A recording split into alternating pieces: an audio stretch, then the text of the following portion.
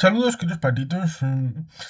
Ciertamente la situación en Irán, pero no solamente con Irán, sino en la zona, resulta complicada, teniendo en cuenta de que son, creo que, 13 países los que están involucrados y que empecemos con una paradoja bastante curiosa en el que dice, no, no queremos una nueva monarquía con el Shah Reza Pahlavi, qué vergüenza la monarquía, eso es malvado.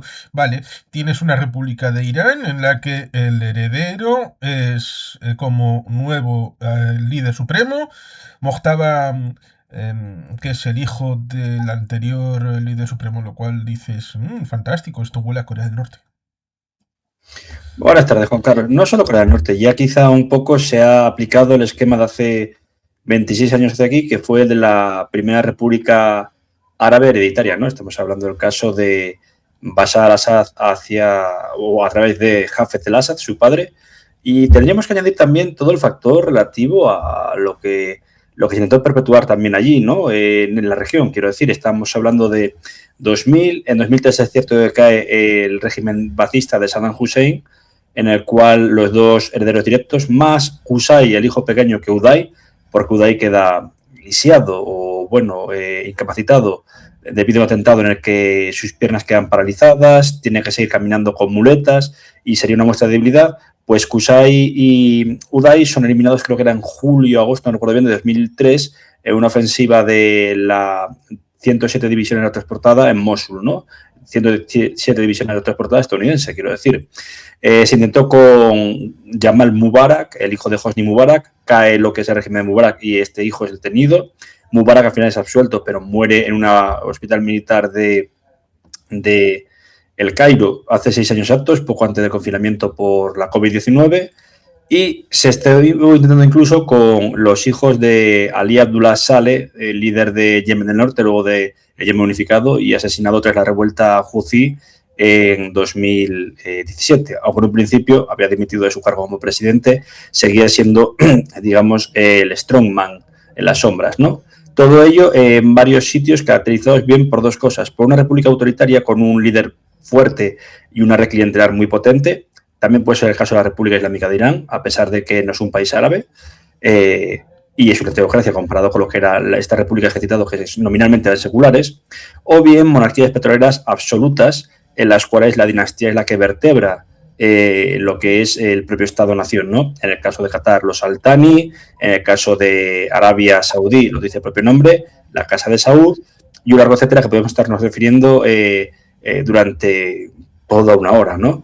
Ahora bien, el caso de lo que es Mojtaba, Jamenei como líder, yo veo que va a seguir siendo un hombre paja, como también lo deja el propio presidente de la República, Masoud Pezeshkian.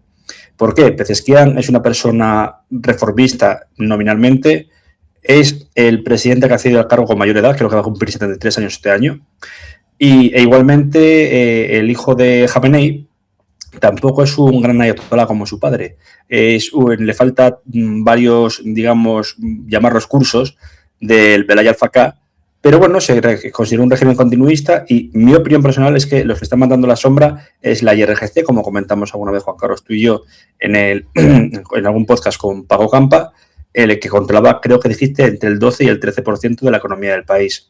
El nuevo jefe de dicha sección o Estado dentro del Estado es Ahmad Bahidi, fue ministro de Defensa con Mahmoud Ahmadinejad, también fue ministro de Interior con Ebrahim Raisi, es un duro entre los duros y yo pienso que es el poder a las sombras. Quedaría saber también qué ha sido o qué ha ocurrido con Ebrahim Raisi, ¿no? El jefe de la fuerza Quds, que siempre ha estado en el momento inadecuado, pero para él adecuado, porque ni murió durante el bombardeo de lo que era los suburbios de Ajille, en Beirut Sur, que fue eliminado Hassan Nasrallah, tampoco cuando se bombardea a su sucesor Hessam Safieddin, y ni al jefe de la IRGC en Beirut, Abbas Nefouspur, y podríamos decir que se libró el año pasado, durante la guerra de 12 días, otra vez de la Parca. Podría haber pasado como con Ali Sanjani, ahora definitivamente eliminado el 28, que podría haber sido herido, pero tampoco se sabe nada de él ahora. ¿Puede que haya sido ejecutado porque se piensa que es un agente del Mossad? Desde luego. ¿Pero quién quedaría a cargo de la fuerza Quds, que es una extensión viviente de la política de la República Islámica. Pues quedan muchos paréntesis y muchas interrogantes a cubrir. Esta es mi opinión personal, claro está. Sí. Resultaría sorprendente eso de que le faltan cursos al Mojtaba, lo cual supongo que sería como intentar ser jefe del Estado Mayor siendo teniente coronel. Pues más o menos, podría decirse así, porque no llega al cargo de, creo que no es ayatolá como tal, sino Hoyatul Islam, una persona versada en el Islam, principalmente chií, ¿no? Sabemos que, a diferencia de la ortodoxia suní, aquí sí que hay una heterodoxia, pero encima hay una jerarquía, estilo, podríamos compararlo con el Vaticano en el caso de los católicos, pero Mojtaba Khamenei no era más indicado. En todo caso, podría ser el nieto de Khomeini, que en un principio se declaró como aperturista, tras se distanció del régimen porque su padre, Ahmed Khomeini, murió relativamente joven, con 50 años, de un infarto debido a una diabetes mellitus que tenía, ¿no? Pero nunca se pudo demostrar si fue una muerte por causas naturales o, como ocurrió con Akbar Hashemi Rafsanjani, hubo probablemente un envenenamiento de por medio. Sí, estaba buscando la foto. A ver si se puede ver, que sería complicado a la hora de tratar de ponerlo. Aquí estaría. Sí, ahí está, solo creo que estoy viendo a Pezeskian, ¿no? Y demás, y todo lo que está alrededor han sido eliminados, salvo Pezeskian, y me parece que reconozco a Ebrahim Raisi.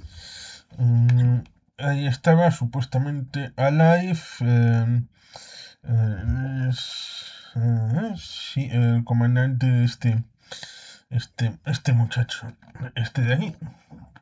Exactamente, Masoud Pezeskian, Ebrahim Raisi, el sucesor de Qasem Soleimani como líder o director de la Fuerza Quds. Lo que no sé es realmente si al final estaba, lo que he leído ahí de la noticia, ¿está demostrado o hay que cogerlo con pinzas, que está en Israel? Pues pudo ser. Bueno, esto no está, como lo pone Israel News Agency, y está puesto en Facebook, pues no es algo que esté. Pero bueno, verificado. Podría darse, no podemos dice negarlo. Que sí, que le torturaron cuando lo de Beirut. Sí, a ver, eso es un hecho. Aparecía más delgado, se había retocado la barba, que quizás fue que le cayó por la paliza que le dieron, y llevaba guantes, lo que indica que quizá sufrió algo en sus uñas. No Lo sé si me que explico. decía respecto de la Guardia Revolucionaria, que tiene control respecto de grandes empresas tipo de Telefónica, agua, bueno, gas, diversos elementos, se parece bastante, incluso en el porcentaje de participación del PIB del territorio, a Gaesa respecto de Cuba, que controla los militares, ciertos militares, evidentemente no todos, porque evidentemente podemos pensar, bueno, el último soldado o Cabo Furriel, ese no tiene control respecto al accionariado de las empresas, pues en el caso de Cuba importante el tema del turismo, hoteles, este tipo de situaciones que son el 40%, en torno al 40% de la economía cubana estaría controlada por este conglomerado que ni siquiera es posible de ser controlado por el Tribunal de Cuentas del régimen totalitario hasta ese punto de oscurantismo. En el caso de Irán tendríamos la Guardia Revolucionaria, que sería una especie de Estado dentro del Estado, que un poco como comentasteis en el programa de Lumartis, creo que lo dijo Marta, la idea de compararlo respecto de SS, diversos conglomerados como tenía la operación Todd o Goering también tenía su cuchara ahí en el tema económico, más o menos a diferencia de lo que era propiamente el Ministerio de Economía, que iba también por su lado, con lo cual sería un esquema en principio parecido a este del acuarista austríaco, pero también seguro podríamos encontrar situaciones parecidas en sistemas totalitarios como el comunista soviético, como hemos dicho respecto de el tema cubano. Creo que es en torno a un 40% también lo que controla la Guardia Revolucionaria en tema económico. Podría darse porque, hablando de otro estado dentro del estado vecino encima de Irán, podemos hablar de Pakistán y sus interservicios de inteligencia, ¿no? Todos sabemos lo que fue el control de Rashid Ghul, Podríamos hablar también de lo que fue el control económico para la guerra en Bosnia, con voluntarios pakistaníes, afganos, que fueron enviados por parte del ISI con muchísimo dinero a través de su director, fallecido hace poco, Javed Nasir, o Asad Durrani con la división afgana que hizo caer Kabul en el año 92, ¿no? Lo que era el último régimen socialista, comunista de la zona, que en el fondo era nacionalista, de Mohammad Najibullah. Entonces, en todos estos casos lo que tenemos es una especie de Estado profundo, Estado dentro del Estado. También se pudo ver en parte con lo que fue la Jandarma o Gendarmería turca en la época de la Guerra Sucia, que dio pie al golpe de Estado que era en Evren en el año 80. Y podemos indicar que es muy parecido en toda esta especie de creciente o media luna islámica que va desde Teherán hasta, digamos, Estambul, pasando por Ankara, no, por Islamabad, ¿no? Como una problemática.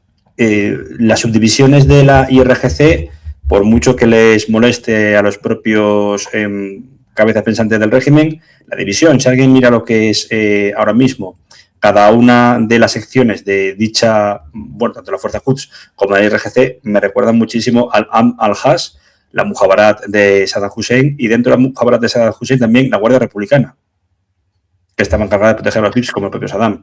Tenían su culmen de control económico porque fueron los encargados de que Irak creciese relativamente poco a poco tras algunas sanciones que se levantaron durante el programa de petróleo por alimentos.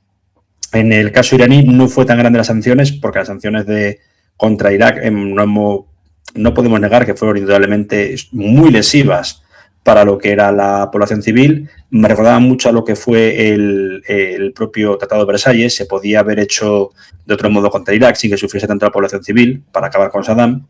El niño bonito, por cierto, de los 80 de Occidente de y de las monarquías petroleras árabes frente al demonio chiita o iraní. Y en el caso de Irán, pues evitando esos problemas y sobre todo a sabiendas de que había conseguido controlar Irak, que era lo que buscaban que no hiciese Estados Unidos antes de la invasión de 2003, pues porque fue un error táctico, pues aquí era como una estrategia de palo y zanahoria. Ahora bien, ¿con quién se negocia ahora mismo o con quién se negociaba hasta el 28 de febrero en Irán o en Teherán? ¿Con el presidente Masoud Pezeshkian, con el líder supremo o directamente los que estaban controlando los resortes, tanto económicos como militares, era la IRGC, la Fuerza Quds o las Fuerzas Aeroespaciales de Defensa? Pues pienso, vuelvo a repetir que todo esto son opiniones personales, que intento que sean no infundadas, vamos, sino realistas con todo lo que estamos viendo y con la documentación de la que dispongo, pues podemos indicar que han sido los que han troleado todos estos posibles acuerdos de paz, ¿no? Lo que no quita que el ataque del 28 de febrero, a mi opinión, vuelvo a repetir, fue desmedido. Porque en parte habría una solución de continuidad en el esquema más o menos tradicional respecto de lo que es una estructura de Estado, con un legislativo, un ejecutivo, un judicial de la periodo del Shah, respecto de la situación revolucionaria. Pero a partir del 79, con el ayatolá Ruhollah Khomeini, hay una disposición que en parte estaría vinculada a esa tradición chiita, o por lo menos eso dicen, respecto del papel que tendrían estos ayatolás como significación respecto de Irán, antes Persia. Y que a partir del 79, con Ruhollah Khomeini queriendo tener mayor protagonismo, aparte de ser una figura decorativa, tener poder efectivo a través de ese gobierno, casi como si diríamos en términos mexicanos, el gobierno de científicos, de gente tecnócrata que estuvo en el año 80 y que se llevó con respecto de la situación en la embajada estadounidense, que tensionó la situación hasta que la situación escaló. El Tudeh sufrió, por ejemplo, así por el camino, destrucción de los aliados comunistas marxistas que había tenido Ruhollah Khomeini, y la construcción de algo alternativo debido a que no se fiaba de la estructura tradicional de lo que sería el Majlis, de lo que sería el gobierno, el presidente del gobierno, creando estructuras paralelas como esa Guardia Revolucionaria, la Fuerza Quds para esas cosas del exterior, y por supuesto esas estructuras de los ayatolás que controlan todas las estructuras de poder. Lo cual resulta curioso porque el 88 es un número muy particular para poner a un grupo de cosas. Sí, curiosamente, el año que empieza y demás, y hace referencia a un par de letras que dan pie a una frase un poco puñetera. Pero sobre todo es que la revolución, que lo hemos hablado muchas veces, con Marta también otro día, empieza siendo una revolución nacional. Una revolución nacionalista en la que estaban efectivamente los miembros del TUDE, los posteriores miembros de lo que crearían el Mujahedin Halk, el Partido de los Mujahedines del Pueblo, designado como organización terrorista, hoy, bueno, con un lavado de cara a través de lo que fue la financiación de partidos de extrema derecha como es Vox, y podemos decir que lo que es la propia, digamos, sociedad laica, vamos a llamarlo así. Lo que comentabas también de tecnócratas es un hecho, pero en un principio hay una especie de cohabitación, sobre todo con, bueno, el primer ministro Mehdi Bazargan, que acaba dimitiendo y huye a París, pensando que peligra su vida, como pudo ser el caso del anterior primer ministro asesinado en el año 91, y obviamente Adol Hassan Banisadr, que ha muerto hace relativamente poco, creo en 2021, 22, no recuerdo bien, pero que empezaba a hablar de que podía haber una coexistencia basada en lo que eran, vamos a decir, los principios islámicos y quizá lo que es una república de corte marxista. Era lo que había defendido Ali Shariati, ¿no? Otro de los, en este caso secular, de los líderes de la revolución, fallecido poco antes de ella. Siempre se piensa también que pudo ser envenenado o por Khomeini o por el propio Shah, y que hablaba de esa especie de cohabitación en la que el marxismo más clásico, más primigenio, podía, digamos, por así citarlo, coexistir con un islamismo primigenio basado en la primera época del profeta, ¿no?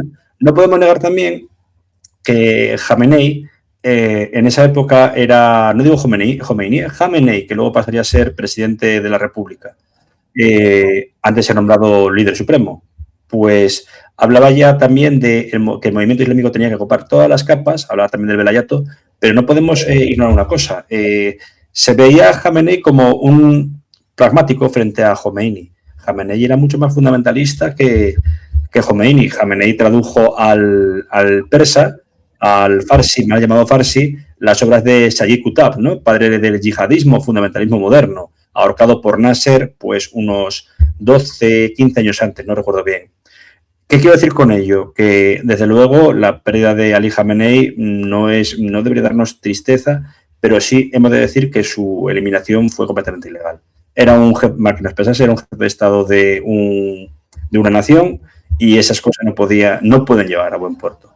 Si no, podríamos intentar derribar cualquier líder autoritario mediante la fuerza bruta. Y no creo que sea la guía para llevar a cabo esos casos, habida cuenta de lo que vimos con Saddam Hussein, que Saddam Hussein era odiado, pero en el instante de que cae este líder autoritario, o mismamente lo que pasó con Gaddafi, el problema lo que dijo el propio Obama, no con respecto a Saddam, ni siquiera presidente, ni senador, me parece, en aquella época, sino lo que comentó de el día de mañana, ¿qué? Con respecto a Gaddafi. Con Saddam, ¿qué? Sí, mucho la plaza Ferdous de cuando se derriba su estatua, pero escasamente 5 semanas después, por el error de desarticular el Estado iraquí, empieza una insurgencia que lleva casi una guerra civil hace 20 años, ¿no? Tras la voladura de la mezquita sagrada de Samarra. ¿Puede pasar esto también en Irán? Puede pasar al cuadrado o al cubo, por lo que conocemos de distintas etnias conviviendo, credos y largo, etcétera. Cierto es que ha habido una sucesión de personajes que han sufrido un destino complicado en el siglo XX y siglo XXI, y cada cual pues ha tenido su propia idiosincrasia y su propia significación. Por ejemplo, si hablamos de Osama Bin Laden, no es jefe de Estado, no es jefe de gobierno de ningún lado, fue atacado, fue liquidado. Cuando hablamos de Qasem Soleimani, ese fue tal vez para algunos el segundo del régimen, y fue asesinado en Bagdad, en el aeropuerto internacional. No podemos olvidar que aquel lema que fue título también de un capítulo de La Noche de la Casa Blanca, matamos a Yamamoto, cuando fue asesinado en una operación de inteligencia, cuando estaba con su avión en el 42. El asunto respecto de Gaddafi fue la destrucción del propio sistema, cosa que ya estaba alarmada desde hacía bastante tiempo del propio sistema, porque nunca dejó de ser un país dividido entre tres zonas, como era Benghazi, como era Trípoli y como era la zona más sur, Y dirigida... la Cirenaica, sí. Sí, como era... Bueno, fue una rabia incontenible del pueblo cuando la fuerza de seguridad que tenía Gaddafi desaparece, con lo cual la barda que protege a Gaddafi desaparece y el pueblo le puede tocar. Que es un poco lo que pasó en 2000 con Milosevic, cuando después de intentar cometer un fraude, curiosamente en paralelo al fraude que intentó cometer el chino en Perú, con los Vladividios. Bien, Ahí le cayó y Valentín Paniagua fue sustituto temporal hasta que entró el nuevo presidente en 2001. Pues el pueblo le pudo tocar a esos dictadores, tanto a Fujimori como a Milosevic. ¿Qué le pasó a ese otro dictador, Saddam Hussein? Fue juzgado. Podrá gustar sí, más o menos, pero fue juzgado y fue ejecutado el 30 de diciembre del año 2006. Podrá gustar más o menos, pero evidentemente es distinto de una escala que tampoco era jefe de Estado y fue efectivamente. liquidado. Pero parece que gustó mucho el tema este de taladrar, de casi equivalente a drill, baby drill, pero taladrando de otra manera, pues cuando se encontraron esto del Ramadán, bueno, pues el muchacho este, después de hacer sus cosas nocturnas, va al búnker, se mete a tal hora, con lo cual, muchachos, es ahora o nunca. Podemos lanzarle y Marco Rubio lo reconoció. Es que nos vino Bibi y nos dijo, la situación es esta, ¿os venís o lo hacemos solos? Y Marco Y dijo, fue bueno, una la mano. pues habrá que ir. Cierto es que asesinar a una persona es un asesinato, independientemente de que sea Adolfo, que sea Gaddafi o que sea Ali Khamenei.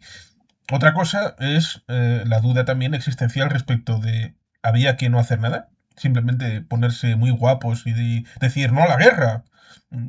No queremos las batallas, no queremos la lucha. Renunciamos a la guerra como concepto. Vale, y los 40.000 iraníes que han sido asesinados por represión del propio pueblo, los dejamos, que sean 50.000, que sean 100.000, que siga la cosa para adelante.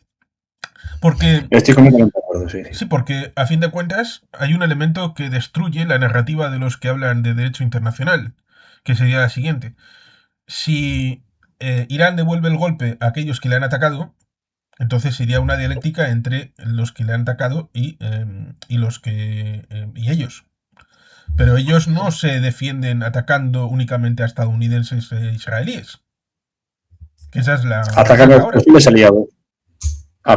Sí, pero en el caso, estoy de acuerdo que lo que eran las masacres que hemos visto, que superan la represión tras los sucesos de Massamini en 2022, anteriormente las manifestaciones por el precio de la vida de 2017 y 2018, máximo cuando estos dos últimos años que he citado todavía seguía presidente un reformista como supuestamente era Hassan Rouhani, luego con Ebrahim Raisi sabemos cómo era Raisi, cómo murió y cómo había pregeñado su ascenso al núcleo duro de la República Islámica, ¿no?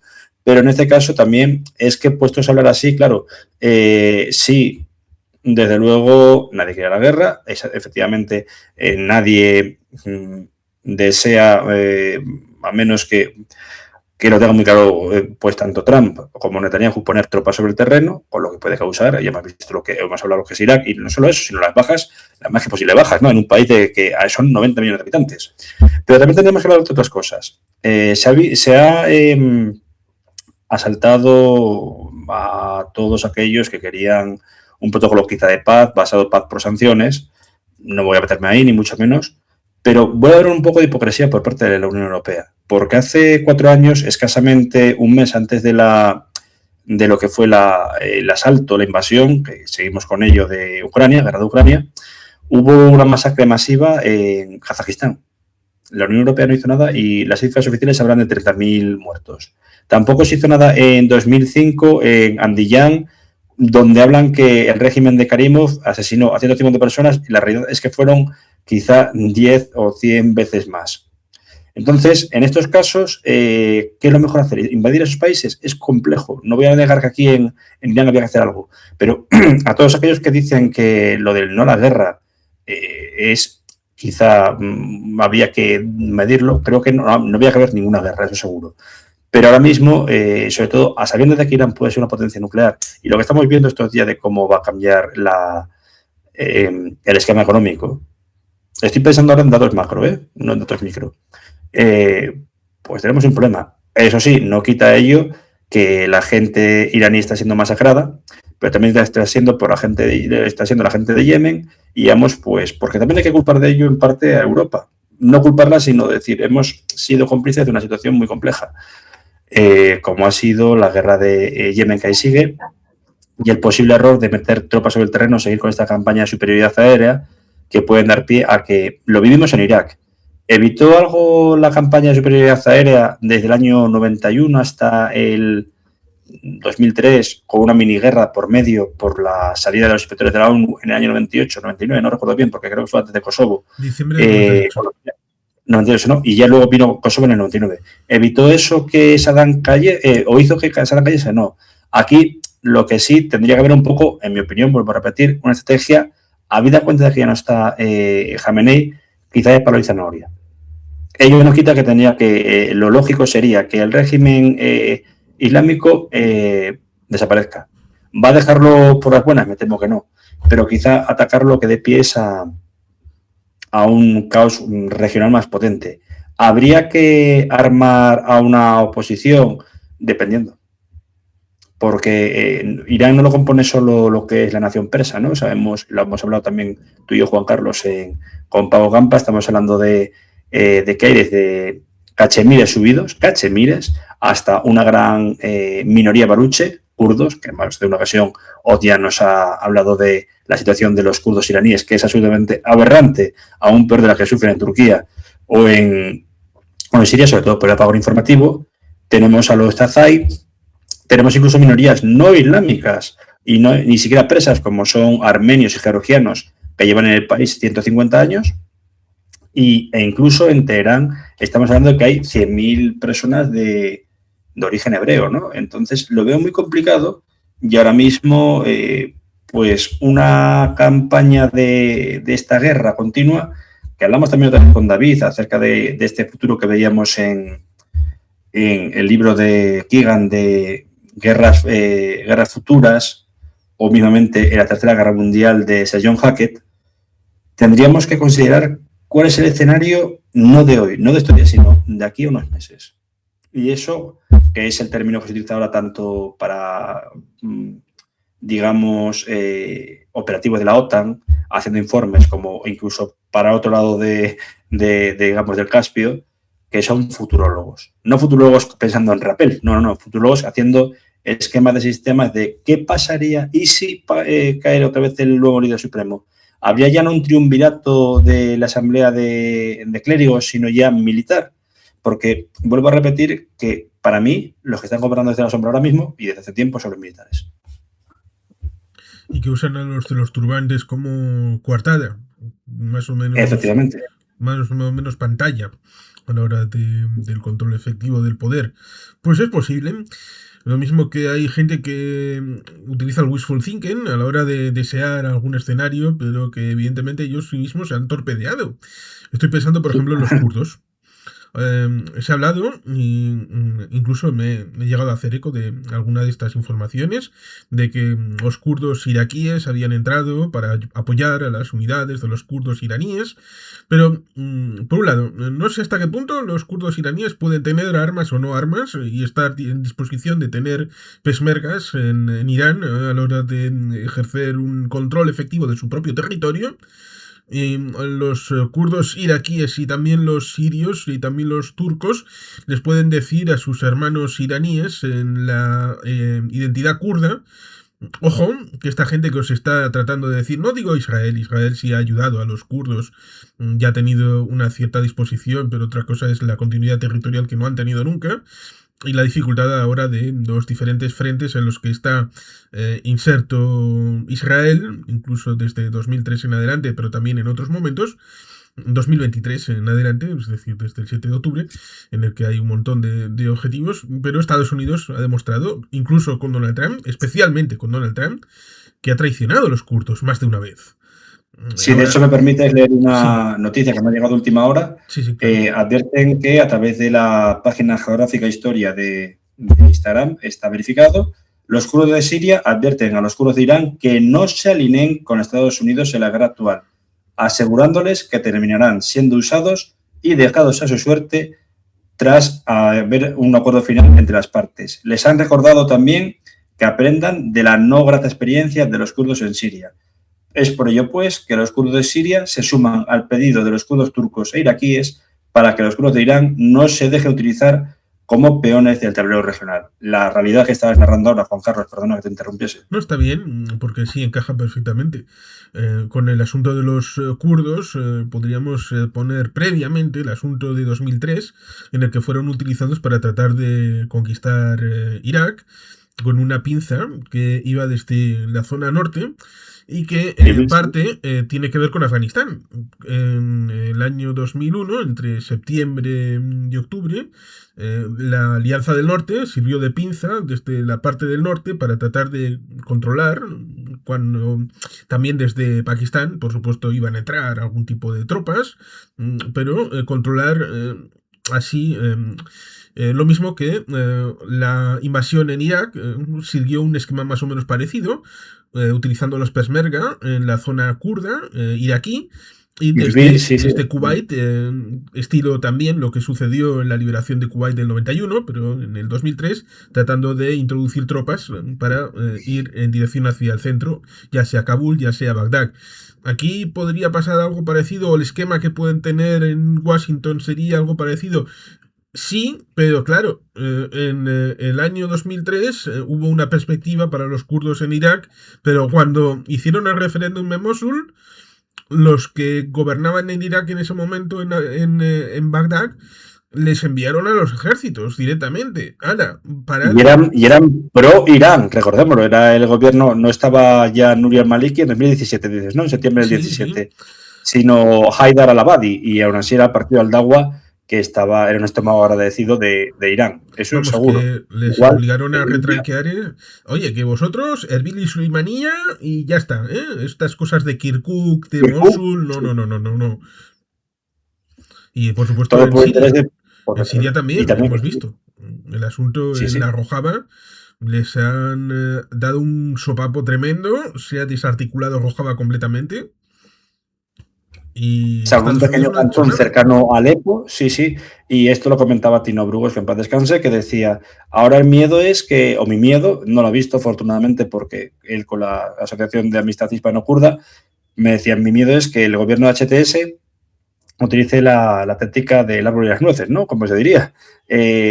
Empiezan a golpear el árbol para decir, veamos un acuerdo de paz, si os integráis en el propio Estado, nuevo Estado, posiblemente federal, mentira, va a ser unitario, sirio, aunque HTS sean yihadistas, son yihadistas de otro tipo, son nacionalistas, ya.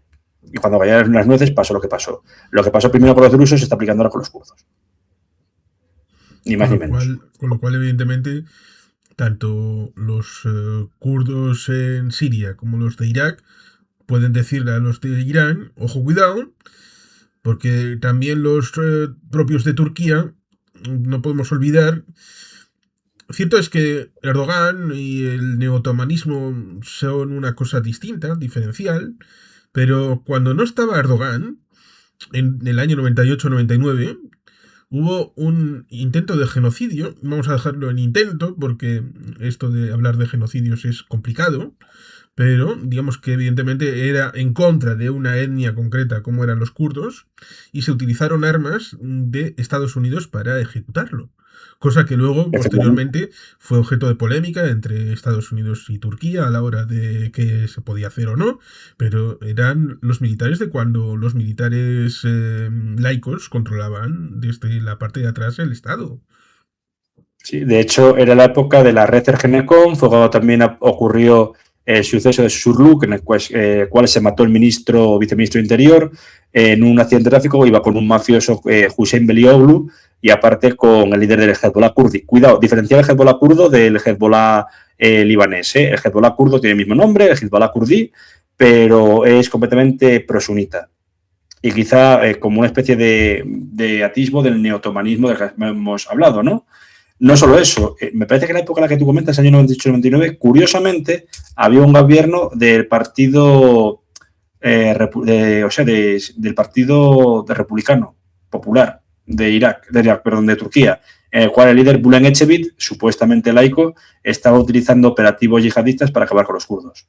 Era la época en la que también en Irak se estableció en esa zona de exclusión aérea un cantón fundamentalista que fue el Emirato de Halabja. Halabja, que trae recuerdos bastante duros a todo kurdo a pie de Irak, sobre todo por ese sí que fue un genocidio en la campaña Al-Anfal del año 87-88, no recuerdo bien, con Saddam Hussein y Ali el Químico, que en un día, por ejemplo, el bombardeo de dicha localidad murieron 5.000 personas o fueron asesinadas. A lo mejor en propiedad.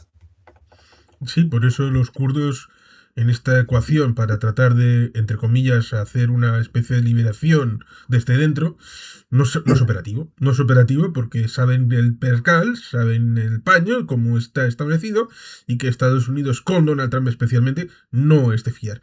Y los azeríes, que tienen el doble de población que en su república independiente, dentro de en torno a 10 millones creo que son la República de Azerbaiyán y 20 millones dentro de...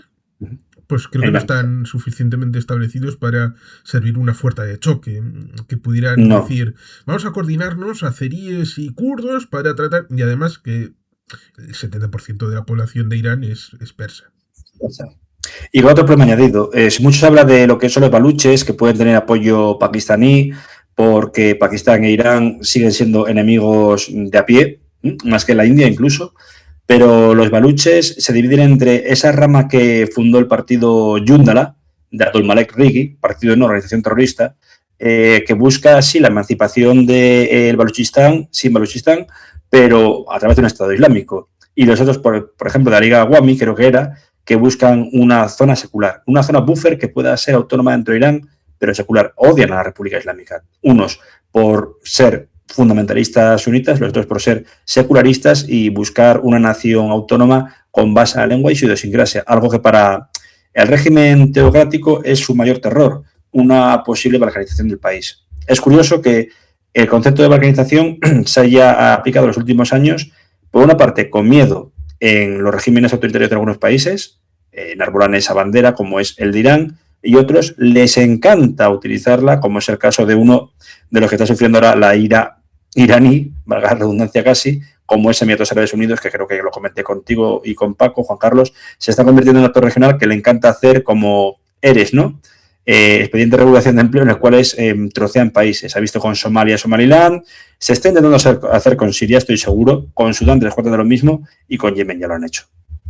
Bueno, un poco como dijo el inventor de parte de la propaganda política moderna, un tal Goebbels, yo no me invento odios. No, yo solamente, voy a decirlo de otra manera, no como lo dijo él, yo solamente he hecho sal en los que ya existen. Emiratos no crea países. Solamente echa sal en los que ya había, porque Somalilandia o Puntland ya existen desde el 91. Pero eso no reconocidos por nadie. O, por ejemplo, es raro que no haya intentado hacer nada a sabiendas de que es otro estómago agradecido de Estados Unidos, que no haya intentado tirar un poco Emiratos, pues no digo hacia Chechenia, porque no, pero sí a otras zonas ocupadas por parte de Rusia, como podrían ser Abjasia y Osetia del Sur, en Georgia. No nos extrañe verlo en unos años. En Kosovo lo hicieron. Y estamos hablando de que eso ha pasado hace casi 30 años. Entonces, en ese sentido, el gran villano ahora, el malvado Zarov de la época moderna, o de nuestros días, debería ser Emiratos Árabes Unidos, junto, obviamente, con Arabia Saudí, con ese pacto de defensa que tiene junto a Pakistán, que es otra forma importante a referirnos, y quizá se pueda dar un ataque coordinado de entre Riad e Islamabad contra Irán, sin contar con el plebiscito ni de Tel Aviv ni del propio Estados Unidos. Porque sabemos que a Irán muchos países, por desgracia, tienen ganas. Sí, esa es una problemática que está encima de la mesa. El acuerdo casi como una tercera fuerza. Por eso, bueno, resulta un poco pintoresco esta situación respecto de la bipolaridad, que luego se estableció en una tripolaridad en la que por un lado estarían los acuerdos de Abraham y por el otro lado estaría la situación de Irán, que está solito, muy solito. Y en medio nos encontraríamos la situación de ese intento de hacer algo combinado, en el que estaría Egipto, estaría Turquía, estaría Arabia Saudí, estaría Pakistán, en una realidad en la que han llegado a un acuerdo de cobertura o paraguas nuclear, Pakistán con Arabia Saudí, utilizando las armas que, evidentemente, cuando hubo en el año 71-72 con cierta persona que inició el programa nuclear pakistaní, bueno, pues tenía dinero también saudí a la hora de financiar eso, también de Libia, también de otros países, donde tiene uno, la tenemos todos. Exactamente, Abdul-Qadir Khan, sí, desde luego, el padre de la bomba atómica pakistaní. Te referías a, entiendo, pero también quizá a lo que era, bueno, el que primero que buscó la arma nuclear fue el propio Ali Bhutto. Lo que pasa que se apoyó en este buen señor que fue un mercader de la muerte.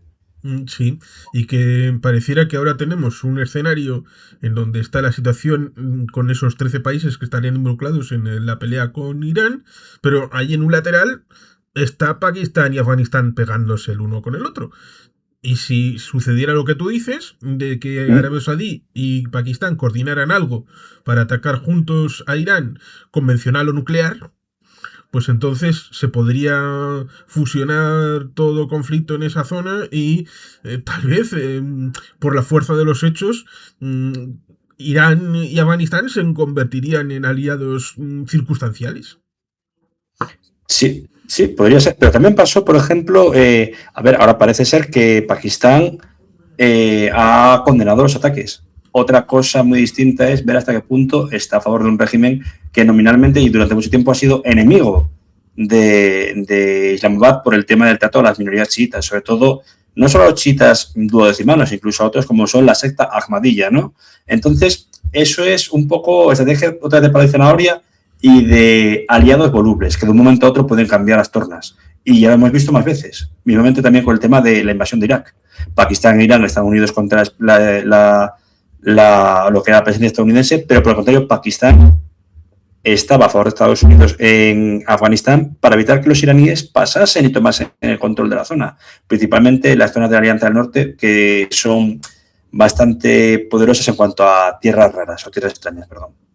Algo que ya sabían los soviéticos porque tenían el mapa de que había dónde y se lo llevaron consigo cuando tuvieron que salir en 1989 con el rabo entre las piernas, con la situación que evidentemente hay que recordar sí o sí acerca de los afganí en los años 90 por las calles de San Petersburgo, de Moscú, que fue algo bastante problemático y que seguramente van a revivir debido a que seguro que cuando termine la guerra en Ucrania, las fuerzas occidentales y Ucrania misma seguro que van a dar un tratamiento muy diferente a los excombatientes en el ámbito de los soldados ucranianos respecto de los soldados que han estado luchando por Rusia.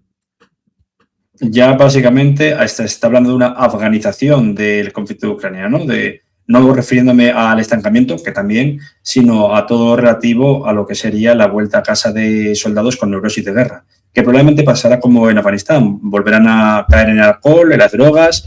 Aquí no será tan fácil conseguir opiáceos, a menos que lo que es el captagón y el fentanilo que venía de Siria inunde las calles de Moscú o de San Petersburgo, pero va a haber problemas psicológicos muy, muy graves. Lo mismo que va a pasar ahora también con lo que puede ocurrir en todo Oriente Medio. No estamos hablando de lo que es que la población civil va a tener daños durante generaciones psicológicos y muy duros. Y estamos hablando de países que, al igual que escribió Ilan Pappé, lo de puede terminar Israel, no Israel en el sentido de acabarse el país, sino de cambio de régimen, sobre todo lo que es el gobierno de Netanyahu. ¿Qué puede haber mañana con Irán? ¿Qué puede haber con Pakistán? Pues yo recuerdo que Tariq Ali decía una frase muy buena que era: ustedes quítenle el calificativo de República Islámica o de República o Islámica a República, tanto en Pakistán como en Irán, y tendrán sociedades democráticas. Y quizás eso deberíamos ir. Si quizás se elimina ese sustrato y sobre todo se elimina a los actores, tanto no estatales como Hezbollah en Irán, porque es un vínculo, pero sobre todo al Estado dentro del Estado, como puede ser el ISI y el IRGC, respectivamente, podamos ver un avance. Es complejo porque mi mayor temor es que haya una sudanización del conflicto o afganización del conflicto, ¿no? De ambos casos, tanto en Pakistán, que recordemos que está en guerra directa contra los talibán, ya creo que han penetrado unos 23 kilómetros cuadrados de lo que es el territorio afgano, ya han cambiado o quitado de puestos de avanzadilla talibán, la bandera talibán de la Sajada, y han puesto la bandera nacional pakistaní. ¿Podremos ver eso en lo que es Irán? Pues a mí lo que me da miedo fue lo que dijo un diplomático español, antiguo embajador en Teherán, que comentaba que aunque no lo parezca, hay grupos más fundamentalistas en Irán que el propio régimen, ¿no? Esto puede dar pie a que, como son los mejores organizados en la hora de combatir, como pasó también con HTS, sean los que al final siguen la voz cantante. Es cierto que hay ejemplos un poco para todo, porque las fuerzas de intervención rápida fueron creadas en Sudán precisamente para, no me quiero manchar las manos, pero quiero hacer algo allí, en Darfur, para que eso que está siendo problemático, usted me lo limpia, pero luego esta gente pues se aburre mucho o recibe el apoyo de la fuerza de Wagner a la hora de... Tú vales mucho, tío. Eres bueno, muy bueno. Necesitarías tener más poder. Y le acaban diciendo al gobierno de Jartum, oye, que hay de lo mío. Y al final acaban metidos en una guerra civil. Esto seguramente es lo que está detrás respecto de la creación de la Guardia Revolucionaria a la hora de... El Artés no me fío del Artés para nada, no me fío del gobierno, no me fío del Macnis, así que voy a tener esta gente, pero esta gente luego tiene agenda propia. Y también ha pasado con la... Sí, hasta el punto de que se dice que algunos de los ataques a esta zona, Omán, Bahrein, Qatar, Emiratos, etcétera, Kuwait, lo llevaron por libre. Sí, sin contar con el gobierno. El propio Pezeshkian apareció ya muy debilitado en información, un noticiero del régimen, diciendo, aquel país que no nos ataque, nosotros no lo atacaremos. Chipre no atacó a Irán, tampoco atacó a Turquía, ya han caído varios misiles, ¿no? Entonces, yo creo que Pezeshkian ya ni siquiera manda. Es nominalmente, sí, el presidente de la nación, cargo que sería equiparable aquí a primer ministro, o presidente del gobierno, pero no tiene potencia ni operatividad, a pesar de que bien estuvo vinculado en tiempos a la sección médica de la IRGC. Pero bueno, como te he dicho, va por libre, y no solo es que vaya por libre, es que hay muchísimas subdivisiones. Ahí han copiado el esquema de la Guardia Republicana de Bashar al-Assad y también de la Guardia Republicana y de la Mujabarat del propio de Saddam Hussein. Pero evidentemente es algo que no debe de asumirse así tal cual, porque imagínate que después del descabezamiento de la OAS en Francia, la OAS estuvo en parte en España. Bien, imagínate que la OAS hubiera lanzado ataques con cohetes desde Huesca en dirección hacia Francia. ¿Qué hubiera dicho Francia? No, España no tiene ningún problema. Esto es solamente la OAS, así que vamos a hacer una presión diplomática externa a la hora de tratar de eliminar la base que... No, habría bombardeado España, bombardeado Huesca, así, a lo loco. Lo mismo que, imagínate que hubiera pasado respecto a las Brigadas Rojas, que hubieran hecho hueco en Niza y Marsella, pues desde Italia habrían bombardeado Niza y Marsella hasta destruir hasta el último... O más sencillo. Por la zona podemos hablar de los lobos grises turcos. Sí. En tiempos. Con lo cual, la reacción que van a tener estos países bombardeados es un... Acción-reacción, por desgracia. Acción-reacción. Sí, y sobre todo una problemática y una casuística que todas las guerras de Oriente Medio han tenido una repercusión regional, por no decir global. Global en el sentido económico, ya se está viendo estos días lo que está subiendo el precio del crudo, mientras todavía no se puede pasar al 100%, creo que se permiten pasar algunas mercancías o barcos de naciones aliadas supuestamente al régimen, principalmente China, Rusia, etcétera, pero por el contrario, ya no digo solo eso, me refiero a que haya un efecto derrame que pase de Irán a su vecino Irak o Afganistán, Pakistán o incluso estabilice más aún el Líbano tras los últimos ataques y la retahíla de corretes entre Israel y lo que quede Hezbollah. Y lo que me daría miedo es que el único, digamos, océano de estabilidad que hay en Oriente Medio, como es Jordania, también pueda caer una espiral de terrorismo. Ahora se hablaba de que había infiltrados del yihadismo en Jordania, ¿no? Jordania hace mucho tiempo que acabó con los hermanos musulmanes y acabó con el yihadismo en su región, salvo Al-Qaeda. No creo que Al-Qaeda esté muy vinculado al régimen iraní, no más allá de que parte de la familia de Bin Laden está refugiada en Teherán. Yendo por partes, respecto del asunto del Líbano, hay una resolución del Consejo de Seguridad que debería de haber sido cumplida cuando se emitió en el año 2006, hace 20 años, y debería de ser más que suficiente a la hora de decir a esos muchachos de Hezbollah: ustedes pueden ser un elemento civil, ustedes pueden ser un partido político, usted puede reelegirse como el verdadero creyente a la hora del ámbito religioso, puede hacer lo que considere oportuno, pero usted no puede ser una fuerza militar, no puede. No puede condicionar militarmente al gobierno y ejército del Líbano. Evidentemente eso pareciera que ahora está encima de la mesa, pero ¿pueden hacerlo solo o necesitan del apoyo de Israel, cosa que voluntariamente están haciendo? ¿Hasta qué punto esto puede influir en esa habitación contigua que parece que están sucediendo para que luego entren en una situación en la que las paredes se derrumben como una cocina americana en la que hay alguna separación mínima pero todo está en el mismo espacio? Eso no lo sé. En el tema del estrecho de Hormuz, en principio, el problema serían los seguros. Sí.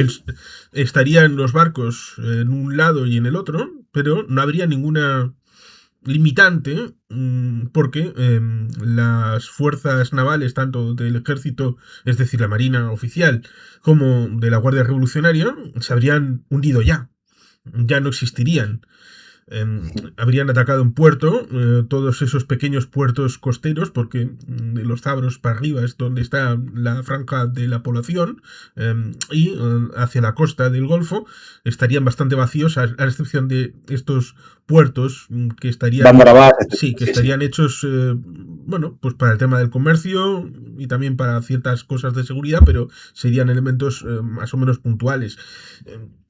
Hasta que no haya esa resolución de los seguros, pero siendo más o menos generosos, hombre, 24 o 48 horas pueden establecerse en que Lloyds y las corporaciones de seguros finiquiten la nueva redacción y todo esto. Tampoco debería de llevar mucho más a la hora de reanudar el tráfico.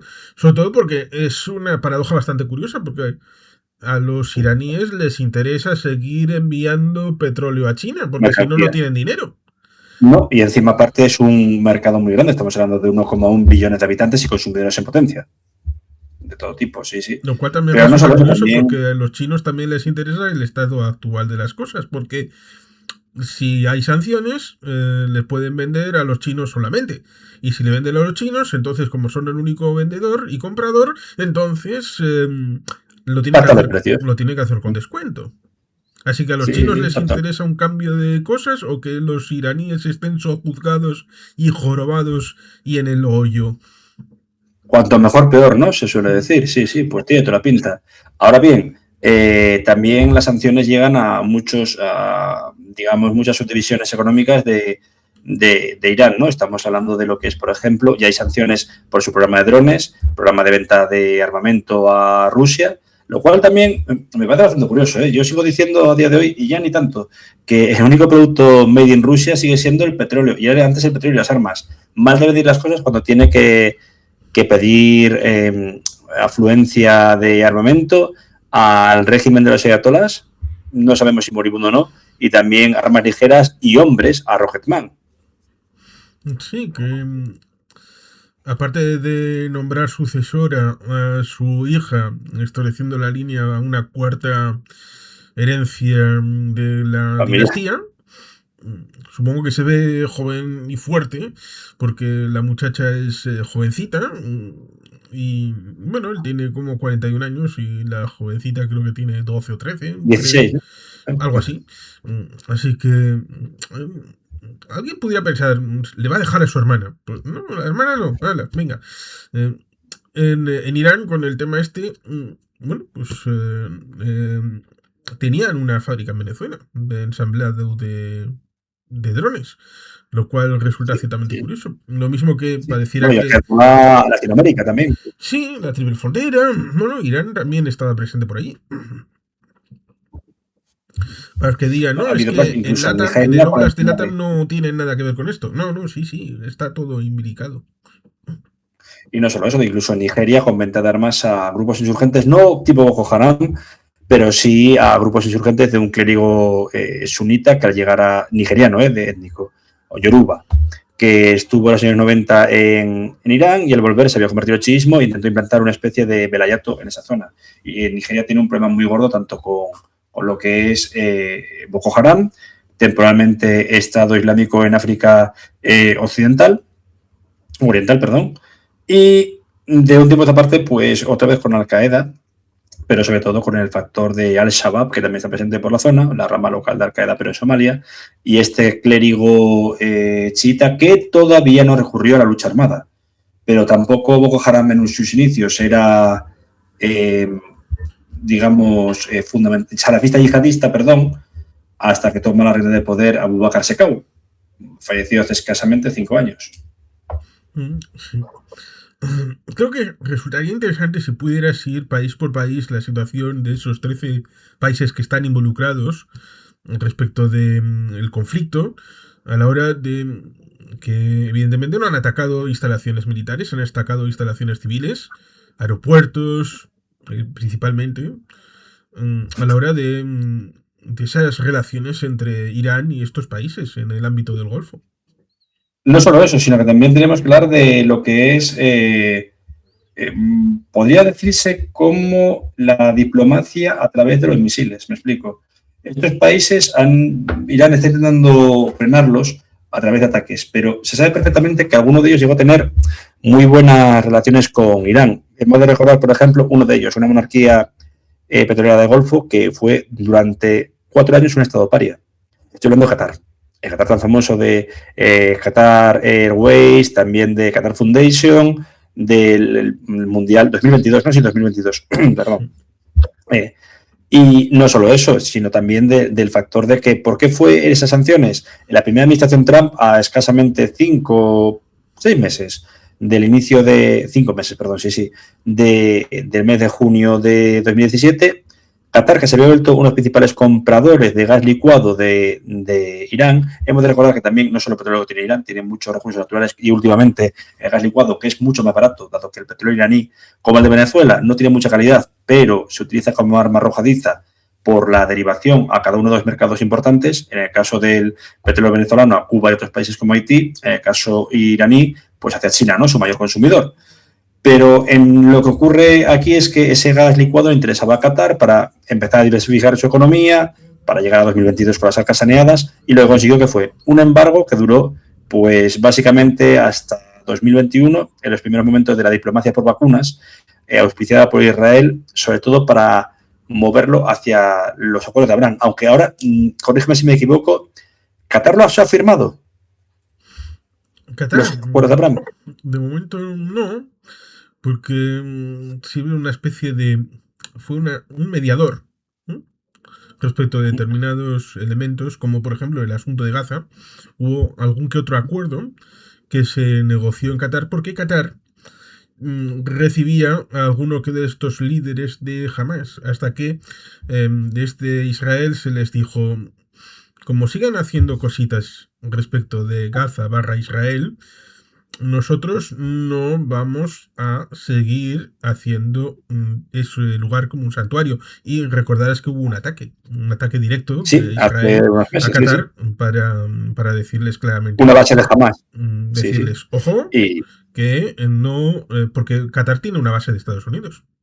sí, que por eso luego hubo tirón de orejas de Trump hacia Netanyahu, ¿no? Sí, Por no que haber le consultado. cogió casi como de las rodillas y le dijo, Bibi, le llamas ahora mismo al emir de Qatar y le pides Y te perdón. disculpas. Y no, Sí, no sí, me sí, vale sí, que me sí. digas lo voy a hacer luego. No, lo haces ahora mismo. Ahora, Aquí, delante aquí, mío. delante mío. Sí, y hemos hablado antes de Jordania. Jordania es el país que se mantiene más estable, aunque he visto a través de compañeros míos que se vienen de vacaciones ahora en Semana Santa, que ya se han anulado lo que son digamos, los tour packs que había para dicha festividad, ¿no? Un país que depende bastante de su propia economía, de lo que es el turismo, por no decir casi todo, porque la industria se ha recontraído en los últimos años. Ahora bien, tenemos que hablar principalmente de las monarquías petroleras del Golfo. Arabia Saudí, Emiratos, podríamos hablar también de Bahrein, Omán, todas ellas están siendo atacadas. ¿Pero por qué? ¿Hay algún interés específico? Únicamente fastidiar a lo que se llamaría Occidente, ¿no? ¿Han caído en instalaciones militares lo que es los misiles iraníes? Algunos podrían ser que sí, otros han sido derivados por la Iron Dome, en el caso de ahora de Israel, pero en el caso de países nominalmente amigos de Estados Unidos y de Occidente, lo que está pareciendo que quieren hacer los iraníes es recordar la guerra de las ciudades entre Irán e Irak cuando Mirage, que tenía Saddam Hussein, atacaban Teherán y los antiguos F-16 de la época del Shah, en mal estado, pero que funcionaban, los utilizaban los iraníes para bombardear Bagdad. Es una manera de meter el miedo. Creo que el último vídeo que vi, los últimos vídeos fue ya que se elevan a 30 los muertos en Bahrein o en Emiratos, no recuerdo bien. Y sobre todo es como diciendo, no vamos a golpear vuestras infraestructuras militares, sino vuestro modo de vida, que es vuestra economía, digamos, basado en la post-industrialización. Es decir, estarían buscando meter el miedo a los turistas / ciudadanos occidentales que viven por ahí. Inversores. Sobre todo porque el caso es que en Emiratos Árabes no, pero estamos hablando de Kuwait, estamos hablando también de otra república como es Irak, donde nominalmente ya hay un gobierno, no pro-iraní, pero de mayoría, bueno, pues, o de creencia chií. En Kuwait el 17% de la población es chiita y sabemos lo que se les hizo. En Arabia Saudí son menos, son el 11%, pero están focalizados sobre todo en las zonas del Negev, que es la que contiene la mayor prospección de pozos petrolíferos, y en Emiratos Árabes no es muy grande la población de expatriados iraníes, pero pueden decir, atacan mi país, nos atacáis a nosotros. Lo cual no deja de ser curioso, que creo que al meterse debajo de tierra se enterraron y casi, creo, no sé fue quién, no sé quién lo dijo, pero una de las posibilidades para acabar con el ayatolá era destruir la puerta de entrada o las puertas de entrada al búnker y hacer lanzamiento de sucesivas olas cuando intentaran hacer entrada, pues golpear a las fuerzas y dejarle que muriera por inanición ahí en el búnker. Algo terrible. Algo terrible, pero era una de las vías. Pero algo parecido es lo que pareciera que está sucediendo respecto de estos depositorios de misiles, ya sea hipersónicos o no, a la hora de cegar la puerta y bueno, pues ese depositorio se convierte en cementerio que no se pueden utilizar esas salvas. A la par que los ucranianos están empezando a ser una pieza importante, porque el conocimiento que tienen de 4 años de guerra respecto de utilizar su búsqueda de parar los drones, especialmente los iraníes, lo cual resulta curioso, porque ahora están los drones iraníes siendo atacando estos países, pues están utilizando a los ucranianos, que están yendo, seguro que recalibrará la situación, recalibrará las relaciones internacionales también, donde seguro que no va a ser gratis el apoyo de los ucranianos, seguramente que les va a decir, ojo, vosotros ahora estáis en mi equipo. Y no solo eso, sino que también tendrán un alto coste humano y un largo etcétera. Pero sí, lo que has comentado ahora, hay una capacidad, matarse de barato. Y hay una tecnificación ahora mismo de todo relativo a esta nueva guerra, que no sé cómo querías definir tú, si guerra no convencional, Juan Carlos, guerra asimétrica, guerra proxy, todo ello, porque es más complejo de lo que parece. Sí, porque en principio es que no sabemos cómo va a evolucionar, cómo va a terminar eso. A eso me refiero, ese es nuestro problema, que no tenemos una especie de esquema anterior de ejército contra ejército. A ver, pongamos hace 35 años, en el 91, ambos no, nosotros éramos unos críos de aquella, pero nuestras familias, nuestros padres se informaban a través de la prensa, que era un poco más coherente que la actual, a pesar de que había un sesgo ideológico seguro, pero decía, esto va a ser una campaña de superioridad aérea y luego intentar desalojar con tropas terrestres a lo que es el ejército iraquí ocupante del país ocupado, de Kuwait. Se va a intentar que los primeros que entren en la ciudad de Kuwait, cuando se libere, sea un ejército árabe. Efectivamente, creo que eran egipcios o sirios, que Siria estuvo en la coalición, yo creo que solo para jorobar a Saddam Hussein, por los dos vertientes del Ba'ath sirio, Ba'ath iraquí, y sobre todo, entre todo, pues fue, o sea, hasta llegar a la guerra de Ucrania, ha sido la última guerra en la que vimos combate con combate de ejército A, ejército B. Porque mucha gente me dice también, la guerra que libró Ecuador contra Perú, creo que era en los años 90, etcétera. Pues sí, pero fue mínimo comparado con lo que era una guerra abierta, como en este caso. ¿La guerra de Chechenia? No. Los bolcheviques chechenos, antiguos oficiales del Ejército Rojo, entrenados en la disciplina soviética, pero ya no eran miembros de unas fuerzas armadas unificadas. Vale, vamos hacia lo que es el Kurdistán contra Turquía. Vuelvo a repetir, son fuerzas insurgentes. Entonces, hay ese cambio de paradigma y debido a ello, mi caso es que no me quiero pronunciar a sabiendas de que puedo cometer un error muy gordo de por falta de información o porque todo lo que hablemos aquí en este conversatorio, y por lo general hablamos en otras redes u otros canales, quizás se quede obsoleto en 10 minutos dependiendo de la situación A o B que se dé. Sí, porque los ingredientes están encima de la mesa y pueden combinarse de mil maneras, de muchas maneras distintas. Incluso la situación respecto de Irak en el marzo del 2003, dejando de lado la situación el posteriori que no estaba planificado a la hora de qué demonios vais a hacer cuando caiga Bagdad, cuando caiga Saddam Hussein y el clan de Tikrit esté desalojado y haya una posibilidad de otro régimen distinto, pero digamos que se sabía también va a haber un bombardeo inicial y luego vendrán las tropas, entrarán y ya está. Pero el esquema aquí es, Donald Trump lo que no quiere es meter botas sobre el terreno. No quiere seguir el mismo esquema. Con lo cual es un apriorismo tan gravoso, y seguro que si me escuchara le dolería, y por eso lo digo, que Harry S. Truman en 1950 diciéndole a MacArthur, la guerra debe de dirigirse políticamente según mis criterios y no el tuyo, que es el de un general sobre el terreno. ¿Qué vas a saber tú que estás allí combatiendo sobre las trincheras de lo que es la guerra? Bueno, pues así pasó lo que pasó. Que no se ganó la guerra técnicamente, sino un armisticio en una línea que era parecida a la del inicio de la guerra. Y llevamos hablando de ellos 73 años, perdón. Con lo cual, ahora mismo, que Donald Trump le diga a los generales, ustedes no pueden meter una bota en el terreno y además tienen que hacer la guerra de esta manera, evidentemente, pone muchos límites. Y además... Y no solo Trump, su cabildero Pete Hegseth, que es el que está siendo ahora mismo el matón de barrio, a mi entender, con sus últimas barbuconadas y estupideces en sus redes sociales. Y además que no sabemos cuáles son los objetivos. Exactamente. ¿Es derrocar al régimen o quieren hacer algo, no sé, tipo Venezuela o incluso...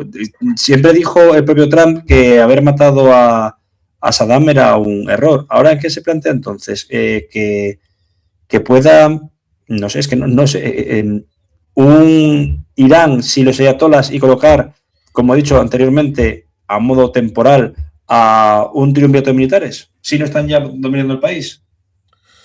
¿Qué quiere realmente Trump? ¿Qué quiere Israel? ¿Qué quiere realmente Occidente?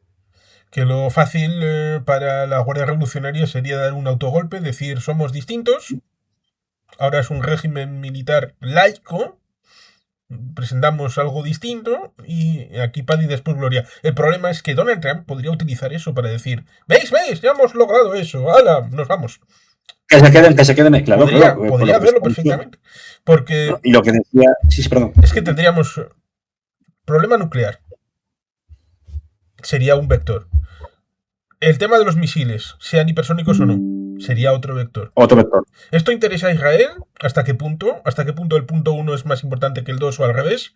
¿Le interesa a Donald Trump el punto 1 o el 2? La estabilidad, el tema de los proxies sería el punto número 3. A la hora de... Usted no puede seguir pagando dinero para Hutíes, para Hamas, Hezbollah, puerta número 3. Y tendríamos el 4, que sería cambio de régimen, un régimen laico, un régimen distinto, en donde tendríamos un problema precisamente con eso. hay Y nosotros sí, una lucha intestina entre el Consejo, em, ¿cómo es? de Consejo, Guardianes, Consejo de Guardianes. no, el Consejo de Oposición. Ah, sí, sí, el grupo de oposición, sí, sí, ya sé cómo dices. El Consejo General de la Oposición, sí. Sí, Que que es bastante occidental. Viven en Occidente muchos. Serían considerados en muchos lugares como socialdemócratas. Pero ¿hasta qué punto tienen más fuerza fuera que dentro? Es un problema. fuera, desde luego, dentro no. Eh, si pudieran llegar a una cohabitación respecto de, vale, un poder estilo monarquía para el Shah, un elemento de unificación, que es al final lo que acabaron MacArthur, el que cité, antes de ir a Corea, Para Japón. había hecho el asunto para Japón. Había dicho, vale, vas a salir y vas a parecer como que estás renunciando a que ya no eres un dios. Pero nos vamos a necesitar todos un poco. Tú vas a seguir siendo el jefe de Estado, pero debajo de ti no vas a mandar nada. Va a haber un gobierno elegido por el pueblo. Bueno, pues Reina pero no gobierno. ahí podría estar el consejo este, que sería el germen del gobierno, pero el Shah teniendo la figura de jefe de Estado. Pero pareciera que sería lo más difícil que estas dos fuerzas de oposición llegaran a un acuerdo. No lo acuerdo. Y si no Sí, es sí. posible, E entonces incluso la él puerta número está. 4 es inviable, la del cambio de régimen. Porque ¿cómo No. se puede cambiar de régimen desde el aire? Haciendo una operación de bombardeo. Y no solo lo que tú comentas. A mí, el escenario más posible para mí es una sudanización. No con lo que estamos viendo ahora, desgraciadamente de 2023, no sé si 2023, sino de lo que ocurrió entre febrero y marzo de 2019. El golpe contra Omar al-Bashir y se sustituyó por un régimen democrático. Hombre, se intentó poner a un primer ministro civil, etcétera.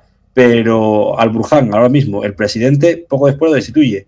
Y va a ser pues un cambio cosmético, también si ocurre así, el cual el que tendrá el poder ahora mismo será lo que tú dices, militares que se quitarán de un día para otro las barbas, se quitarán también el atisbo del uniforme verde oliva de color del Islam, para decir, somos una autocracia, pero somos una dictadura de seguridad que va a evitar que el precio del petróleo suba. Y ya con eso Trump va a decir que sí, que le vale.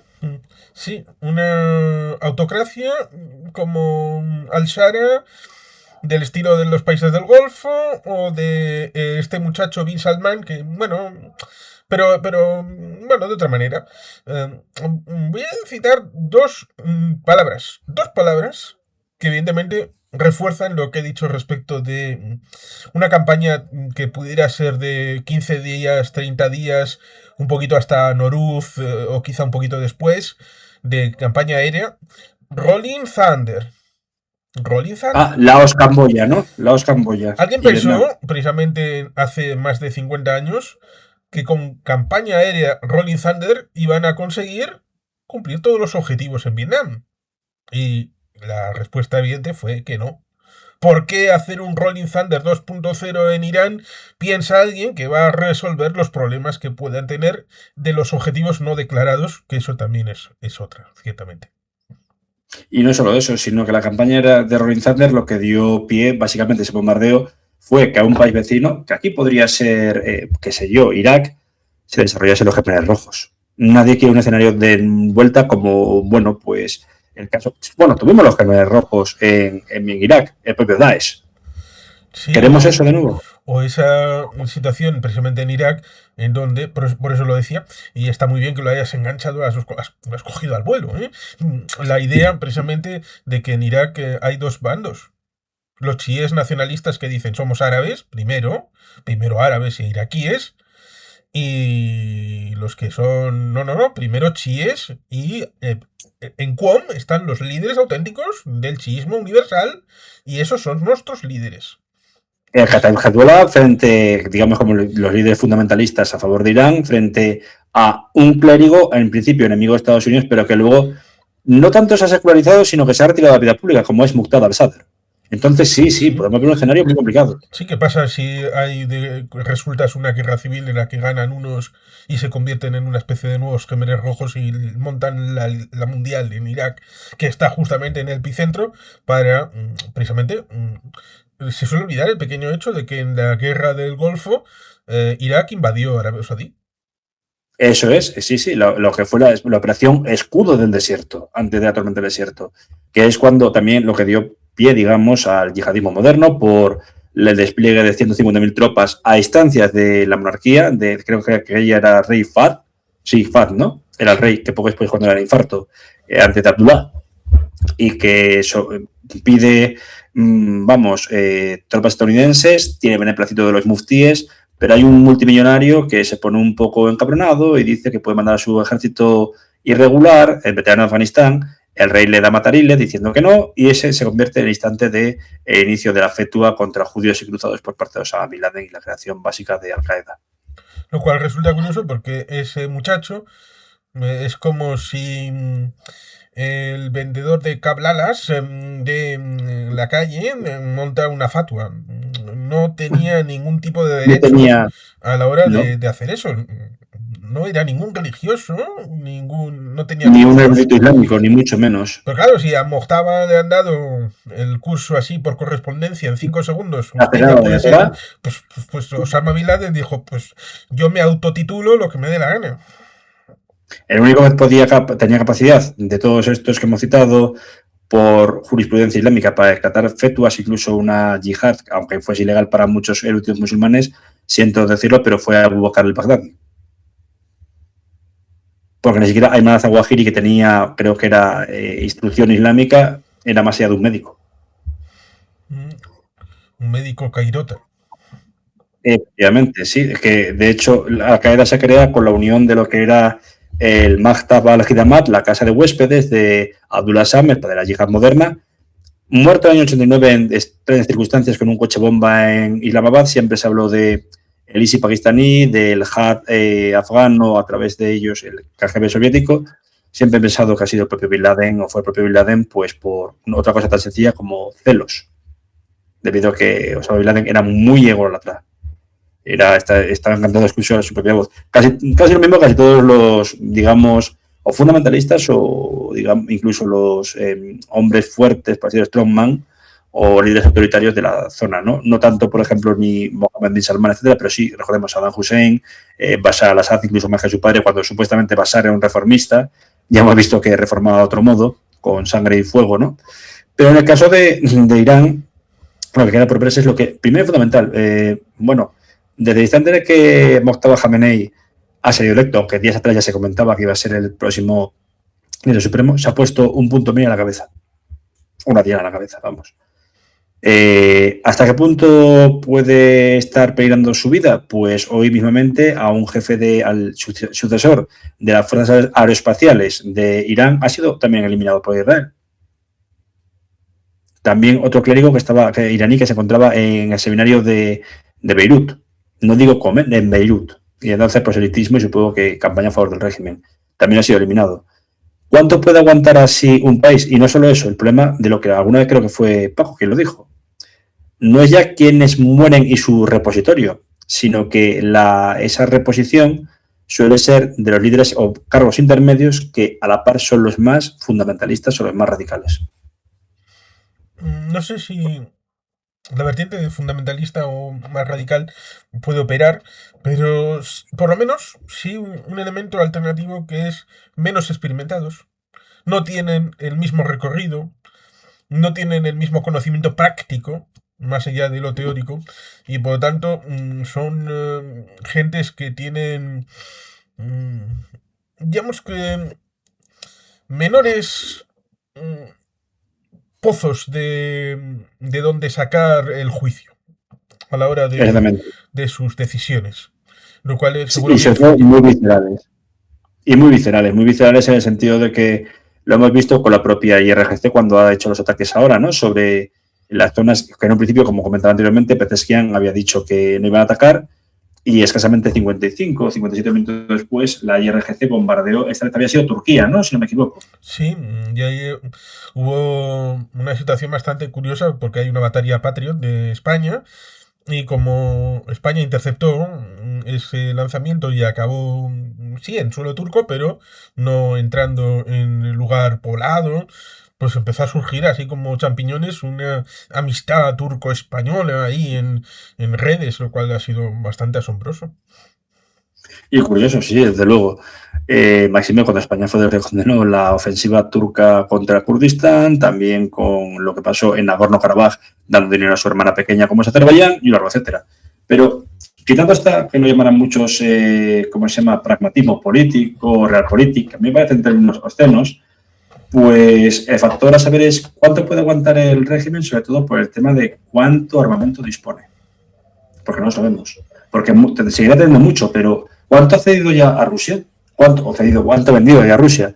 ¿Cuánto ha vendido a los propios pues otros países limítrofes, como puede ser Yemen o el gobierno Houthi, ¿vale?, llamado la administración Houthi en Yemen? ¿Cuánto intercambio hay con otros países o naciones canallas, como diría Noam Chomsky, hoy en horas bastante bajas por su intelectualidad, unida al suceso Epstein, o al caso Epstein? ¿Cuánto? El problema no es cómo, sino cuánto y cuándo. ¿Cuánto puede aguantar? ¿Cuánto puede cambiar todo esto, perdón, y cuánto puede aguantar? Sí, es una pregunta razonable a la hora de decir cuántos misiles puede tener, hipersónicos o no, cuántos pueden estar en esos cementerios de cuya entrada está bloqueada y por tanto puedan estar indisponibles. Porque seguro que si yo fuera alguien que está ligado a Israel o a Estados Unidos, diría, ojo, que ahí veo unas palas, veo unos Caterpillars tratando de llegar a la entrada que ya he bombardeado, con lo cual hay que bombardear otra vez para meter otra tonelada de tierra que caiga y que siga siendo un cementerio. Pero también respecto de los lanzadores. Porque si yo tengo Eso un es. millón de balas, pero tengo solamente una pistola, entonces, No me puedo mandar en ráfagas cada poco. Más que, sí, si sí. Y tengo muy, menos lanzadores, muy. entonces, ¿hasta qué punto puedo hacer mucho daño? Porque, evidentemente, la capacidad de concentrar lanzamientos disminuye. No solo disminuir, sino que encima cada vez cerrarán más. Y otra cosa que creo que había comentado Paco era que utilizan un tipo de sistema similar, una especie de híbrido chino-ruso que ya falló en Venezuela, ¿no?, si no me equivoco. Uno era la defensa aérea, que era, creo que, un hardware y software ruso, y luego el resto se derivó desde China. Y que no había compatibilidad, lo que daba pie a errores básicos. Sí, en el caso de Venezuela, sea con los F-22 o con los F-18, no hicieron sino su trabajo a la hora de, bueno, que cuando bajaron en dirección hacia Maduro, fue entrar y salir bastante limpio en principio. Que eso ciertamente es otra cosa que nos faltan piezas, nos ocultan piezas, porque seguro que hubo más elementos de lo que fue la operación, ya sea en una situación u otra, en el que nos dicen lo justo y necesario para que tengamos alguna composición de lugar, pero todo lo demás, supongo que para no dar pistas al enemigo o para despistar, pero al hurtarnos partes del tablero, del puzzle, pues nos es más complicado la hora de la interpretación. Y no solo eso, a ver, a mi entender, si es verdad que Trump estuvo haciendo un poco el paripé diciendo que le iba a haber un ataque, que le daba buenas vibraciones, el 26, los días antes del ataque, el jueves 26, que podía negociar con Irán, creo que esta decisión está tomada poco después de lo que fue el ataque sobre, bueno, la interceptación, secuestro de Nicolás Maduro en Venezuela. Es decir, para el día 3, quizá coincidiendo con el aniversario de la eliminación de Soleimani 6 años antes, perdón, y que luego muchas de estas cosas no se pudieron terminar porque coincidió con aquel error que tuvo una batería de misiles de defensa iraníes que derribaron un vuelo que justamente iba a Ucrania, de pasajeros iraníes, en el que murió la totalidad de ellos, y lo que evitó que la escalada fuese más, estoy seguro, fue el confinamiento. Esto es vuelvo a repetir, esto son todo opiniones personales. Perdón por repetirme, pero quería dejarlo claro, que a mí me puedo confundir y soy humano y error es humano. Y eso evitó quizá una especie de calentamiento de la situación, aunque luego vimos lo que fue al año siguiente el factor afgano, el factor en Gaza de nuevo, un largo etcétera. Pero yo creo que desde el 3-4 de enero de este año en curso, Trump ya había decidido la orden de ataque, como diría en un libro similar de años atrás, Bob Woodward, que se llama así, plan de ataque, ¿no? Es cierto que cuando sucede eso del avión, hubo gente en Teherán que se cabreó bastante y empezó a echarle la Bastante. culpa al régimen. Que Sí, empezó sí. a ver las cosas claras y decir, ojo que nos están tratando de decir una cosa, pero esta gente es unos Claro. mentirosos y por tanto los culpables son estos. Los que montaron De los hecho, campos de algodón, el arroz, destruyeron en los acuíferos, la economía. han destruido la economía, jodieron a los basaris, esta gente. Por lo tanto, Y de ¿hasta qué punto hecho, una campaña aérea no deja de ser una causa que pudiera volverse en contra de la disposición de un futuro más o menos democrático, estoy contraproducente? seguro que habrá de todo, que habrá gente que festeje incluso con su nivel de desesperación con los ataques, pero yo la más gran mayoría que he oído de gente, procedente de Irán, etcétera, era queremos un cambio de régimen, que mejor dicho, no queremos un cambio de régimen, queremos que caiga el régimen. Luego que venga. Ahora bien, no queremos una intervención extranjera. A pesar de que también plantea dudas como si hubiese podido evitar una guerra civil más larga en Siria cuando en 2013 Bashar al-Assad cruzó todas las líneas rojas con el tema de usar armas químicas o como usó armas químicas en la campiña de Damasco en Guta y que el Congreso estadounidense se negó a aceptar que Obama no atacase sino que estableciese una zona de exclusión aérea, como también pasó con el Parlamento británico, que en aquellos instantes creo que era el primer ministro, Teresa May no, era David Cameron. Pues da que pensar. Esa sería una reflexión nuestra, europea, occidental.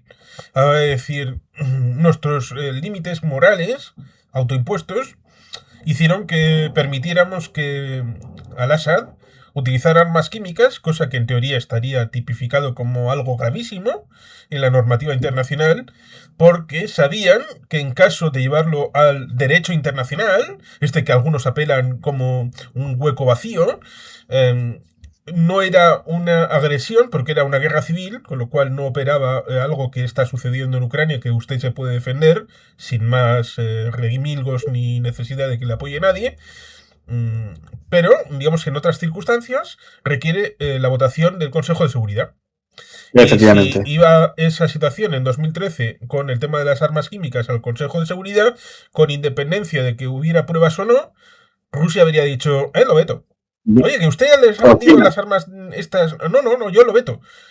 Como hubiera pasado respecto de. Vamos a enviar unos cascos azules a la situación el día 26 de febrero del 22 a Ucrania para parar a los rusos. Lo veto. Pero si usted es el atacante, ya, pero tengo derecho de veto. Lo veto. Sí, sí, sí, sí, totalmente de acuerdo. Y coherente con lo que dices. Es bastante potente todo lo relativo a lo que puede ser el factor de cualquier tipo de veto. Y no solo eso. Es que no, el recuerdo que tengo es que en aquellos instantes habían ocurrido en 2013 justamente midterm elections. O sí, 2013, o iba a estar a punto, o ya había perdido Obama lo que era el control del Congreso y del Senado, ¿no?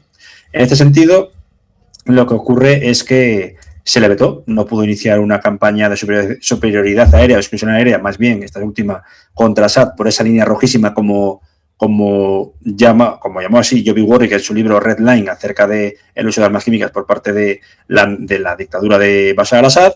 Y hemos de decir también todo lo relativo a lo que ocurrió con Reino Unido, que en aquellos instantes me parece que no era, claro, no era 2015, no era la supermayoría del gobierno Tory, que fue los que luego programaron aquella maravilla llamada Brexit. Es decir, creo que estaba un gobierno con Con Nick mayoría Clegg. simple, en la cual, exactamente, con Nick Clegg, de los Liberal Democrats, ¿no? Y estos fueron los primeros que dijeron, no vamos a votar ningún tipo de ataque. Nos debemos a nuestro votante del electorado. Me parece correcto lo que dijeron, ¿eh? Pero también había que pensar que el evitar, no digo una campaña de superioridad aérea, sino de exclusión, sobre todo a los helicópteros de Assad utilizando bombas de barril, etcétera, hubiese quizá no acortado la guerra, pero evitado un número bastante más amplio, como hubo, de víctimas.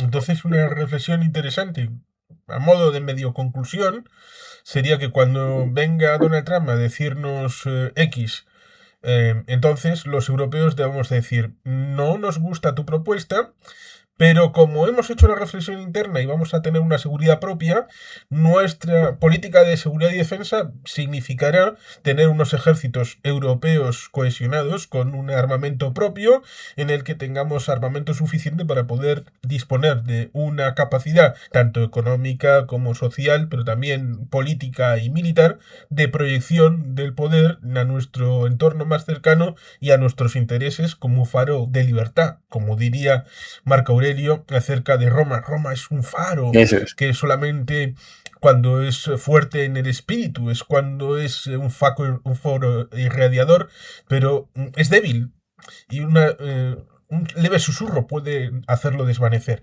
Cambiar. Se parece mucho también a este que comentas, a quizá esta especie de mesianismo que, refiriéndome a Trump, que busca ahora como casi de destino manifiesto, ¿no? De Estados Unidos, a pesar de que su administración nominalmente es aireacionista, está siendo bastante más intervencionista que muchas anteriores, ¿no? Y en ese sentido, pues... ¿Perdón? Que Trump mintió en campaña. Mintió en campaña, claro, fue mintió en campaña, como he hecho siempre. Creo que hubo un análisis en lo que en 5 minutos había dicho como cosas 122 mentiras. Entonces, muchas de ellas por dar datos falsos, otras de motu propio, ¿no? Pero, en efecto, ha mentido y está siendo una de las administraciones más beligerantes de los últimos 50 años, solo comparable quizá a la de Ricardito el Tramposo, ¿no? Que iba a salir de Vietnam y al final lo que hizo fue una vietnamización del conflicto. Pues aquí no creo que Trump tenga los dedos de frente a hacer una iranización, de utilizar la oposición como fuerza de choque. Los kurdos ya han dicho que no, como hemos visto, lo que comenté antes, estaba revisando las noticias ahora, y no menos importante el factor de todo relativo a dónde nos puede llevar esto, ¿no? Pues una escalada militar en una zona tan convulsa, tan voluble, un mundo convulso, ¿no? Que diría Paco, y que puede dar pie a un no solo conflicto regional, sino global. Y finalizando, perdón, que no quiero robarte tiempo, Juan Carlos, decir que esto es un poco como Hydra, ¿no? En la Marvel, se corta una cabeza a la serpiente, o bueno, a Hydra, y salen 5 más. Y sobre todo salen 5 más que si fuesen los clérigos, que ya no por si son peligrosos, pero estamos hablando de la IRGC. Sí, eso puede servir para recomendar a la gente que vea 2 películas. Capitán América, el primer Vengador, y después, ¿Sí? justo después, Capitán América, el Soldado Invierno, acerca de la situación de Hydra en la primera y en la segunda, y cómo está configurada ahí de fondo. Imbricado, sí. Pues ciertamente habrá que estar atentos a cómo va a ir la situación, porque los dados están echados, o se van a echar, y los ingredientes pueden meterse en una ensalada o marmitaco bastante curioso. Desde luego. Y solo recomendar a la gente que intente guiarse por muchas fuentes, porque en este mundo tan convulso que conocemos, la información es el nuevo aceite, ¿no? Por así decirlo. Una moneda de cambio muy importante, pero que hay que saber cogerla, no vaya a ser que se nos resbale.